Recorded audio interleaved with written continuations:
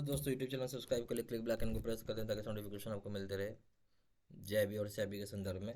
यहाँ बात करें जेआईबी का FMB accounting and financial management for bankers, question bank series number 7 है। यहाँ पे आपको जो पहला सवाल है वो क्या है कि the series of fixed payments paid और received by persons at specified frequency over a fixed period of time are called. बोलते हैं जो सीरीज होता है फिक्स पेमेंट का, जिसको कि आपको या तो सीरीज ऑफ फिक्स पेमेंट आपको रिसीव हो रहा हो, पे कर या तो पे कर रहे हैं या आप रिसीव कर रहे हैं किसी पर्सन से कोई भी स्पेसिफाइड फ्रीक्वेंसी पे एक फिक्स पीरियड ऑफ टाइम के लिए, इसको हम क्या बोलते हैं? ए ऑप्शन है इंस्टॉलमेंट्स, बी ऑप्शन है annuities, C option maturity payments, D option sinking fund. सही ऑप्शन हो जाएगा बी। इस तरह की चीज़ को हम एन्युटीज बोलते हैं, बी ऑप्शन। क्वेश्चन नंबर 2 माइए, when the accounting standards are not followed by business, जहाँ अकाउंटिंग स्टैंडर्ड्स को फॉलो नहीं किया जाता है बिजनेस के द्वारा। ए ऑप्शन है the auditors qualify their audit reports, जो ऑडिटर्स होंगे वो क्वालिफाई करेंगे अपने ऑडिट रिपोर्ट्स के लिए। बी ऑप्शन है, बी पॉइंट ऑप्शन, ये पॉइंट है, ये बी पॉइंट है, if auditors do not qualify their audit reports they are guilty of professional misconduct.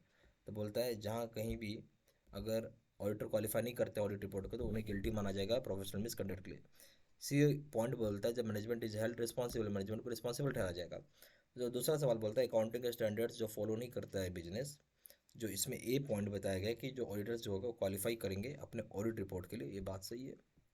फिर दूसरा पॉइंट बताता है बी पॉइंट, ऑडिटर्स क्वालिफाई नहीं करेंगे ऑडिट रिपोर्ट अगर वो गिल्टी पाए गए अपने प्रोफेशनल मिसकंडक्ट में, ये बात भी सही है।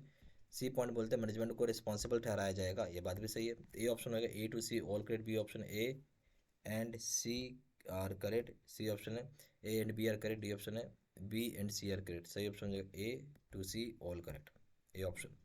Question number 3, which of the following is not matched in terms of classification of various assets, कौन सा चीज़ मैच नहीं करता क्लासिफिकेशन के संदर्भ में वेरियस एसेट्स का?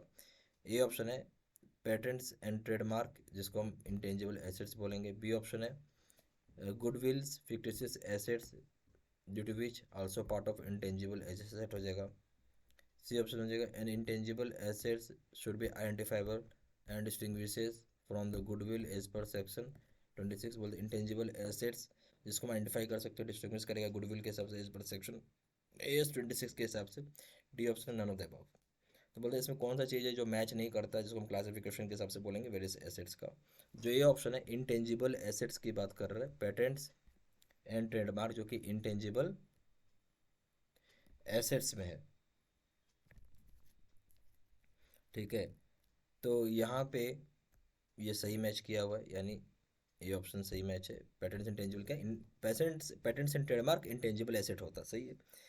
बी ऑप्शन गुडविल में फिक्टिशियस एसेट जो कि वो भी पार्ट होता है इंटेंजिबल एसेट का, ये भी सही है। फिर तीसरा पार्ट पार्ट बोलता है कि सी ऑप्शन बोलता है कि जो इंटेंजिबल एसेट है वो आप आइडेंटिफाई भी कर सकते हैं, डिस्टिंग्विश कर सकते हैं गुडविल से एज पर सेक्शन 26 के हिसाब से, ए एस 26 मतलब अकाउंटिंग स्टैंडर्ड 26 के हिसाब से, ये बात भी सही है। तो डी ऑप्शन हो जाएगा none of the above. Question number 4 में आइए, which of the sorry the accounting equation assets is equal to capital plus liability, जो एसेट है equal to capital plus liability is due to the application of which of the following accounting concept. बोलता है जो assets equal to capital plus liability होता है, यहाँ due होता है कौन सा एप्लीकेशन का, अकाउंटिंग कंसेप्ट का? ए ऑप्शन है business entity concept, B option है money measurement concept, C option है license concept, D option dual aspect concept. सही ऑप्शन क्या है इसमें? इस केस में जो सही ऑप्शन हो जाएगा assets equal to capital plus liability, ये हो जाएगा आपका डुअल एस्पेक्ट कंसेप्ट में, डी ऑप्शन। क्वेश्चन नंबर 5 आइए, a number of notes are appended to the balance sheet by the companies which include information such as contingent liabilities, market value of investments. This is due to compliance of which of the following accounting concepts? बोलो जहाँ number of notes होते हैं जो कि balance sheet में जोड़े जाते हैं कंपनीज के, जहाँ इन्फॉर्मेशन रहता है कंटीजेंट लायबिलिटीज़ के बारे में, मार्केट वैल्यू ऑफ इन्वेस्टमेंट्स के बारे में, ये कंप्लायंस करना पड़ता है अकाउंटिंग कंसेप्ट का। क्या है वो कंप्लायंस अकाउंटिंग कंसेप्ट, कौन सा अकाउंटिंग कंसेप्ट है ये? A option business entity concept, C option है बी ऑप्शन, ए ऑप्शन है business entity concept, B option है money measurement concept, C option relation concept, D option accounting of full disclosure concept. सही option है D accounting of full disclosure concept, D option.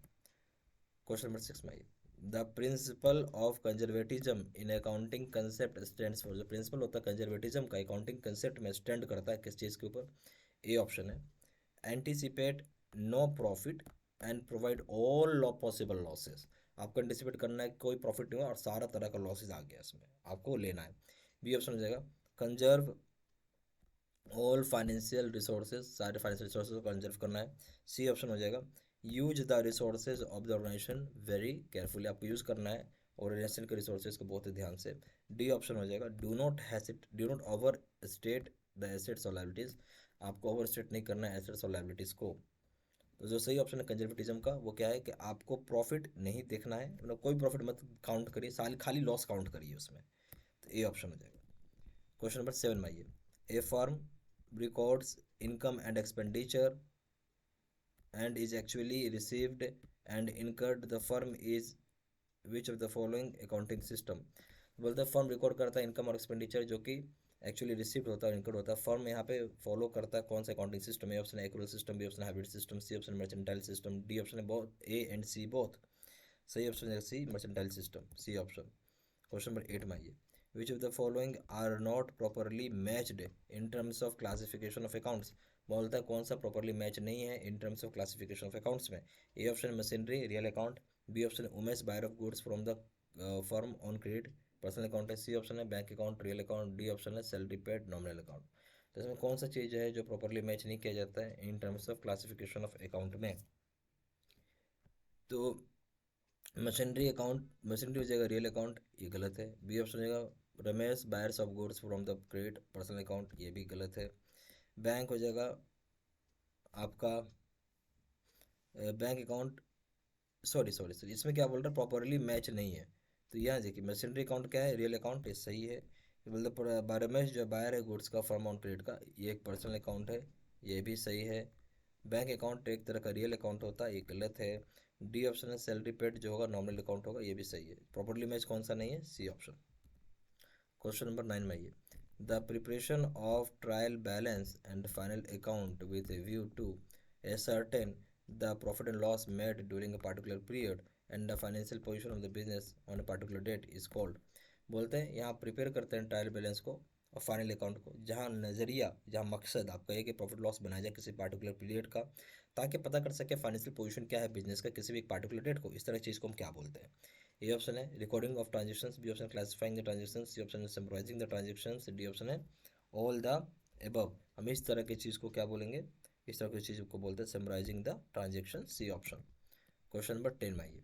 Which of the features of the journal and ledger given as under is not correct. बोलते कौन सा feature जो होता है आपका journal और लेजर का वो इसमें नहीं होगा।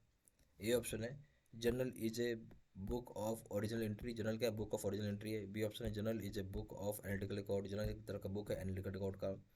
सी ऑप्शन है ledger is a book of secondary record, ledger जो बुक है सेकेंडरी रिकॉर्ड का। डी ऑप्शन है process of recording the transaction in ledger is called posting, जो प्रोसेस होता है ट्रांजेक्शन को रिकॉर्ड करने का लेजर हम उसे पोस्टिंग बोलते हैं।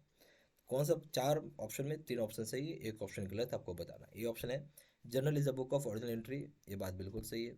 फिर journal is the book of analytical record, ये गलत है। फिर सी ऑप्शन है journal is the book of secondary record का लिए जनरल लेजर को हम बोलते हैं सेकेंडरी बुक ऑफ रिकॉर्ड, ये भी बात सही है। डी ऑप्शन है process of recording the transaction in ledger is called posting, जो प्रोसेस होता है ट्रांजेक्शन को रिकॉर्ड करने का लेजर में हम उसे पोस्टिंग बोलते हैं, ये बात भी सही है। तो गलत हो गया बी, सही ऑप्शन हो जाएगा बी। ज़्यादा जानकारी के लिए फोन कर पूछ सकते हैं, फोन नंबर हो जाएगा 4x9685127, या फिर वेबसाइट पर जाकर एक्टिव ऑनलाइन ऑर्डर प्लेस कर सकते हो। वेबसाइट पर जाकर www.jibsabstudymail.com, ईमेल आई डी हो जाएगा cdc93@gmail.com। सारी इन्फॉर्मेशन मैंने इस वीडियो के डिस्क्रिप्शन बॉक्स में डाल दिया। Thank you very much.